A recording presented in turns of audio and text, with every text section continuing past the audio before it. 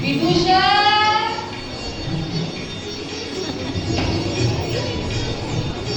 प्रणाम महादेवी.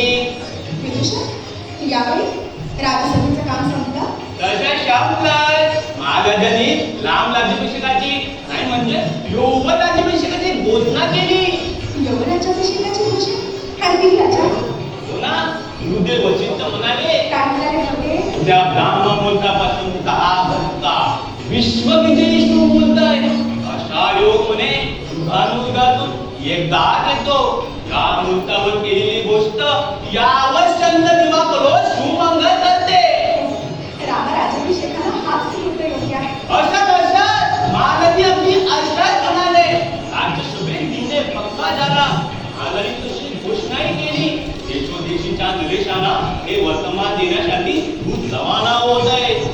त्या ब्राह्मण मुहूर्तावर षष्ठी वाचन पुण्य वाचन करून श्री रामचंद्राला योग राज्याभिषेक होणार. महादेवी आपल्याला हे वर्तमान देण्यासाठी मी धावत आलो.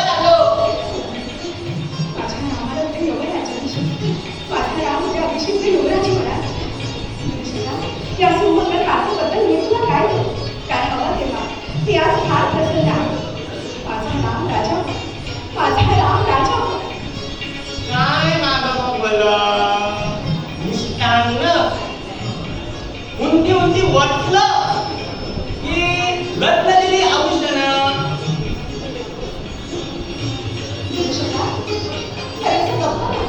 काय मागायचं ते ठरलं नाही का की तुला काही नको?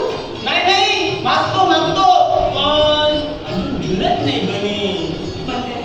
ती रत्नमाला घेऊन ये सर. आणते हो आणते.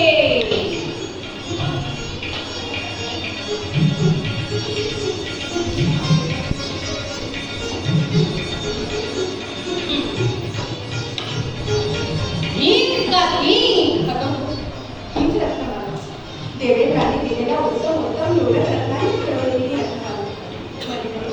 विदूषकाने दिलेल्या या वाक्याबद्दल मी आज फार प्रसन्न आहे. ये ती रत्नमाला.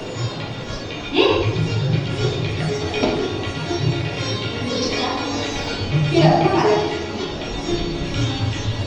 आणि तेव्हा महामंत्र्यांना आमची आज्ञा सांग. म्हणावं पटकन आणि कैकईने सांगितलं आहे की या सुवार्तेची घोषणा करून राजभंडाराचे बाळे उठून अन्न वस्त्र सुवर्ण मुक्त हस्ताने वाढतात. अयोध्या नगरी अशी शृंगारा की देवेंद्रांची अल्पावधी सुद्धा लाजली नाही.